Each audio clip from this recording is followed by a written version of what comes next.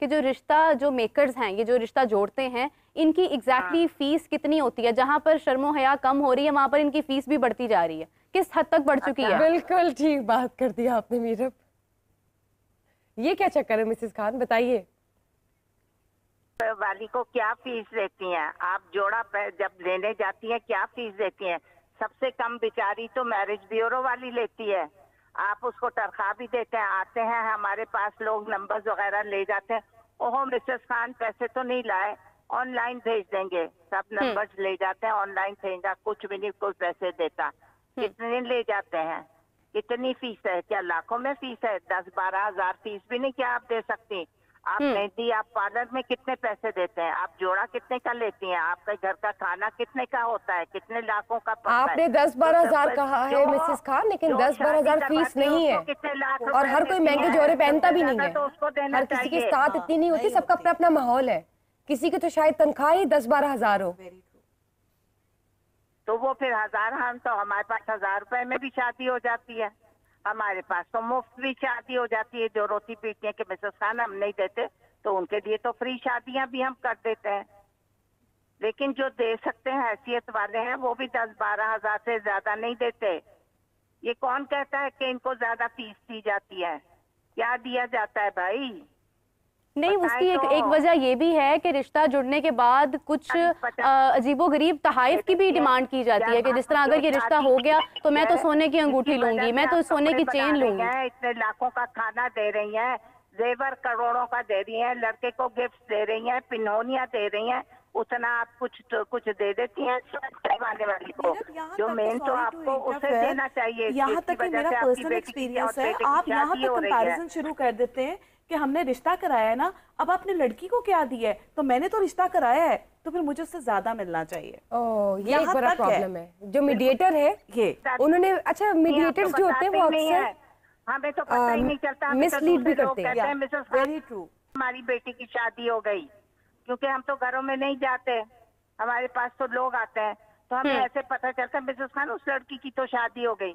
वो तो हमें आकर एक डब्बा मिठाई का भी नहीं देते हैं, सिर्फ एक रजिस्ट्रेशन फी पर खाते हैं। कौन कहता है ये मैरिज ब्यूरोज वालियां ज्यादा लेती हैं? तो मिसेस खान एडवांस ले लेनी चाहिए, फिर फीस अगर रिश्ता ना हो तो वापस कर दी जाए। रिफंडेबल रखे ना फिर तो।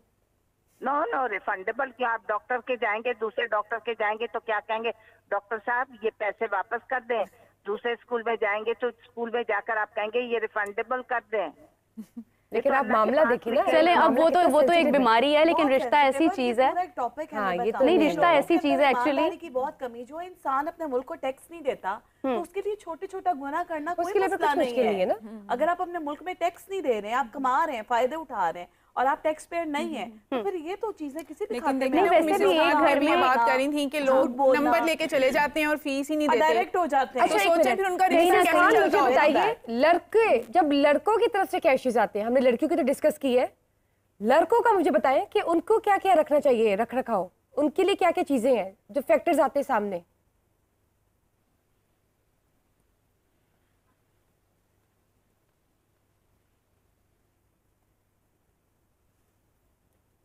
मिसेस खान, आपसे एक सवाल करना चाह रही थी कि अगर किसी घर में 6 बेटियां हैं और उन्होंने 6 की 6 ब्यानी हैं, माँ बाप के पास कोई बहुत ज्यादा गुंजाइश भी नहीं है कि वो करोड़ों में शादियां करें, तो उनका तो हक बनता है ना कि वो इतनी ज्यादा फीस ना दे पाए, तो कहीं ना कहीं उनको थोड़ा सा कंप्रोमाइज करवा लिया जाए, होल्ड कर लिया जाए। मिल जाता है फौरन की फौरन। हम लोग कंसेशन कंसिडर करते हैं, औरतें कंसिडर करती हैं।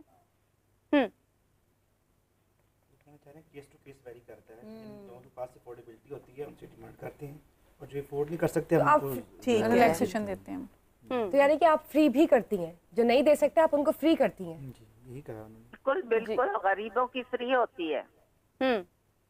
बिल्कुल सही है, बिल्कुल सही है। डॉक्टर शिवाना हमारे साथ मौजूद है। जी आप इस हवाले से क्या कहेंगी? जी आई एम हियर। जी, ये जो आप फीस की बात कर रहे हैं, मुझे पूरा ओवरऑल जो कॉन्सेप्ट है, एक तरफ आप एक तरफ अरेंज मैरिज की बात कर रहे हैं और उसमें आप ये बात कर रहे थे कि लड़की जो है वो शर्मो हया की मूरत नहीं है, और आपकी एक्सपेक्टेशन ये है क्योंकि अरेंज मैरिज हो रही है, आपने मैच मेकर बीच में डाला हुआ है, तो उसको एक सर्टेन अंदाज में अपने आप को कैरी करना है। लेकिन आपने लड़की को शऊर भी दिया हुआ है, आपने मैच मेकर को अगर हटा दिया और आपने वो पहले लड़के के साथ कहीं बार मिल रही थी, लेकिन आप लोगों को दिखा रहे हैं कि ये एक रिश्ते वाले ने हमारा मैच मेकिंग कराई है, तो आपकी एक्सपेक्टेशन ये है कि वो इस तरह से शर्मो हया के साथ आए, जबकि वो हो सकता है कि पहले से ही जानती है या वो अरेंज मैरिज नहीं है और थोड़ा सा पार्टली लव मैरिज है। तो ये तमाम चीजें भी तो आप इनटू अकाउंट लें।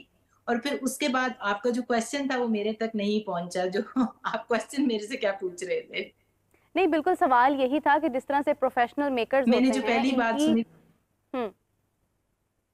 प्रोफेशनल मेकर्स की फीस जो है वो बहुत बढ़ती जा रही है वक्त के साथ साथ, और इस वजह से भी बहुत से पेरेंट्स हैं जो उन तक पहुंच नहीं पाते हैं, उनसे राब्ता करते हैं, वो कहते हैं हम आपका एक रिश्ता करने का 20,000 से कहीं ना कहीं ये बात शुरू होती है, बढ़ती बढ़ती कहाँ से कहाँ चली जाती है, तो वो जाते ही नहीं है इस तरफ, और वो इंतजार करते करते बच्ची की उम्र जाती जाती है। जमाना बदल गया है आजकल बच्चे बच्चियां फेसबुक से और इस ऐप से एक दूसरे से मुलाकात भी कर रहे हैं। मेरा नहीं ख्याल, अगर घर के वैल्यूज अच्छे हैं और आपने बच्चों को शऊर दिया है कि वो एक अपने लिमिट से आगे नहीं जा रहे और वो एक दूसरे को जान के पहचान के आपस में जान रहे हैं और उनकी शादियां हो रही हैं, तो इस चीज को कोई बहुत बड़ा टैबू और स्टिग्मा नहीं बनाना चाहिए। जहां तक मैच मेकर की फीस है, ये तो उनकी काबिलियत, उनका काम है, वो जो भी सेट कर लें। मैं एज ए डॉक्टर कोई भी फीस सेट करती हूँ और डेस्परेशन भी होती है अगले लोगों को, middle class, lower middle class. उन्होंने एक बात ये बड़ी अच्छी कही कि अगर कोई अफोर्ड नहीं कर सकता तो वो राहे सबील अल्लाह, जिस तरह से भी अल्लाह की खातिर फीस भी कम कर लेती हैं। तो ये चीज अपनी, अगर वो फीस जितनी भी सेट कर रहे हैं वो उनकी काम की जितना भी पोटेंशियल है उसके मुताबिक कर रहे हैं, तो ये तो उनका हक बनता है, उसमें कोई बुरी बात नहीं है। लेकिन वो कम भी कर देती हैं, तो मैं तो उनकी फेवर में हूँ कि वो जितनी मर्जी फीस सेट करें। मुझे सिर्फ ये है कि अगर आप अरेंज मैरिजेस कर रहे हैं तो उसकी एक्सपेक्टेशन आपकी कोई और है। आगे से आजकल जमाना बदल गया है, लड़के लड़कियां तेज हो गए हैं, फेसबुक पे पहली बात कर रहे हैं, आप फिर भी चाह रहे हैं कि लड़की एक घूंघट में आए, आप चाह रहे हैं कि वो डॉक्टर भी हो लेकिन साथ ताबेदार भी हो, आप शऊर उसको कोई और दे रहे हैं और एक्सपेक्टेशन कोई और है, उम्मीदें लड़की से कोई और बांधी हुई हैं। सिमिलरली आपको लड़के से भी कोई और उम्मीदें हैं कि हम एक घर में रहते हैं जो एक मिडिल क्लास है, लेकिन आप हाथ ऊपर का मारना चाहते हैं कि बहुत अमीर घर में लड़की ब्याही जाए। तो आपको हमेशा मैरिज क्रॉस करनी चाहिए, अपनी वैल्यू के मुताबिक देखें कि मेरी ये वैल्यू है, अगलों को भी मिलता जुलता घराना हो, जिस तरह शुरू में उन्होंने बात की थी, वरना मसले मसाइल हो जाएंगे। अपना सच्चाई के साथ अपना आप दिखाएं, और अगर इतना आगे आपने अपने बच्चों को सिखा दिया है, पढ़ा दिया है, तो इसमें इतनी घबराहट क्यों कि लड़का लड़की जो है वो एक सर्टन तरीके से आके बैठे, उनको रोटी पकानी आए, उनको आपने एक बंदी को डॉक्टर बनाया, आपने उसको बाहर की दुनिया दिखाई, उसको बाहर की हवा लगाई। शर्मो हया फाउंडेशन आपके घर की तरबियत पे डिपेंड करता है। अगर माँ अच्छी है, उसने जो भी सिखाया मिडल म्याना रवि के साथ, तो अच्छी होगी आगे से। लेकिन आप इस चीज को इतना ना करें कि लड़की को एक सर्टेन अंदाज में चलना है, उसको एक सर्टेन अंदाज में बैठना है। जमाना बदल गया है भाई, आप थोड़ा सा जमाने के साथ साथ चलें, बच्चों के साथ चलें। वो इवॉल्व कर लिया, उन्होंने ग्रो कर लिया है, और उसके साथ रहते हुए हमें एज पेरेंट्स बदलना पड़ेगा। इसलिए मैं इसलिए भी कहती हूँ कि बाहर रहते हुए भी आप जैसे कह रही हैं, आप तो खुद भी डॉक्टर हैं और आपने ये चीज जो है ये लाजमी देखी होगी कि अक्सर ऐसी लड़कियां होती हैं जो डॉक्टर बनती हैं, उसके बाद उनके जब रिश्ते होते हैं तो डिमांड ये की जाती है कि लड़की डॉक्टर हो, लेकिन बाद में उनसे वो प्रैक्टिस ही नहीं करवाई जाती है, उन्हें बिल्कुल घर पे बिठा दिया जाता है। इसकी क्या रीजन है? बिल्कुल सही। देखिए, मैरिज एक कॉन्ट्रैक्ट है। आप जॉब कहीं जाकर लेते हैं तो पता नहीं करते कि मैंने किसके साथ काम करना है, मेरे साथ काम करने वाले कौन होंगे। आप पता नहीं करते कि मेरा बॉस कैसा होगा, आपकी तनख्वाह कैसी होगी, आपने अगर उस जॉब को छोड़ना है तो क्या होगा। तो आप शादी में कैसे नहीं पता कर रहे? आपको पता है, जब मेरा रिश्ता देखने आए थे तो मेरी माँ ने पहले कहा था कि भाई हमारी बेटी डॉक्टर है, उसने जॉब करनी है, उसने आगे पढ़ना है, लिखना है, और मुझे अपने टू बी हस्बैंड के साथ बिठाया था कि भाई बीबी जितनी बातें करनी है, जो पूछना है अभी कर लो। मैंने उसे बताया था, मेरे 3-4 क्वेश्चन थे कि भाई अगर मैं बाहर के मुल्क में जा रही हूँ तो पहले छानबीन कर लो कि डॉक्टर ही है, कहीं कैब ड्राइवर तो नहीं है कि मुझे लेने के देने पड़ बिल्कुल जाए। ऐसा भी होता है। रिसर्च करें आप पूरी अपनी, की लड़की को बाहर भेजना है तो हाँ, ऐसा होता है कि वो उसकी मेंटल कंपैटिबिलिटी क्या है, मेरी अगर यहाँ पे है तो मेरे से थोड़ा आगे उसकी होनी चाहिए सोच समझ एज ए डॉक्टर। फिर मैंने कहा था मैंने काम करना है। दूसरा मैंने कहा मैं पूरा एक हम्बल किस्म से ड्रेसअप होती हूँ, लेकिन मैं अपना सर कवर नहीं करती। लोग ये बातें नहीं पूछते। मैंने कहा अगर आगे बड़ी उम्र में जाके मुझे करना पड़े, मेरे दिल से अंदर से आवाज आए तो मैं करूंगी, लेकिन मैं फिलहाल अपने माँ बाप के घर में अपने सर के ऊपर दुपट्टा नहीं डालती, लेकिन अपने ऊपर दुपट्टा डालती हूँ। तो क्या आपकी अम्मी ने यानी कि मेरी सास ने अगर सर पे दुपट्टा डाला तो क्या मुझे डालना तो नहीं पड़ेगा? फिर मैंने पूछा जी आप स्मोकिंग तो नहीं करते, आपने कुरान कितनी तफसीर के साथ पढ़ा? जो चीजें मेरे लिए जरूरी थी वो मैंने पूछी। मुझे उस चीज का शऊर मेरे माँ बाप ने दिया था, उसका कॉन्फिडेंस मेरे माँ बाप ने दिया था कि भाई तुमने आगे जिंदगी गुजारनी है, जो तुम्हारे लिए जरूरी सवाल आते हैं वो पूछ लो। कल को ये ना हो कि वो काम ना करने दें और फिर घर बैठ जाओ। तो ये चीजें तो शादी से पहले की पूछने की है ना। बहुत अच्छे पॉइंट बहुत शुक्रिया, बहुत इंपॉर्टेंट पॉइंट सर। मैं चाह रही थी कि मैं मिसेस खान के ऊपर इस हवाले से बात और एक और चीज़ मैं ऐड करना चाहूंगी। मिसेस खान आप इस हवाले से बताइए, और ये भी मैं आपको बताती चलूँ कि आप इस हवाले से भी बताइए कि जो CSS ऑफिसर्स होती हैं फीमेल्स, ASP है या SP बन गई है, तो उनकी शर्म हया का जो लेवल है वो आप कैसे इवेल्युएट करेंगी? शर्म हया तो एक इंसान की नजरों में होती है, उसकी अदा में होती है, उसकी बातों में होती है, उसके कपड़े ओढ़ने और पहनने के अंदाज में होती है। शर्म हया सिर्फ दुपट्टा ओढ़ना और पूरा कवर करके नहीं। कैसे बात कर रही हैं आप, कैसे अल्फाज चुन रही हैं, आपकी बॉडी लैंग्वेज क्या है, आपका लिबास कैसा है, आपने अपने आप को कितना ढका हुआ है और कितना उरियां हो रही हैं, आप कितना अपने आप को मतलब पब्लिकली अपने आप को एक्सपोज कर रही हैं। ये सारी बातें शर्म हया में आती हैं। आपके बात करने का तरीका, आपके उठने बैठने का, आप बैठती किस तरह है, आप कितना, आपके तौर तरीके कैसे हैं, आप इवन आप पानी पीती हैं तो उसमें भी तौर तरीके होते हैं। आप एक गिलास में 3 दफा सांस लेती हैं। तो ये सारी चीजें आपको पूरी चीजें मिलाकर ही शर्म हया कहलाती है।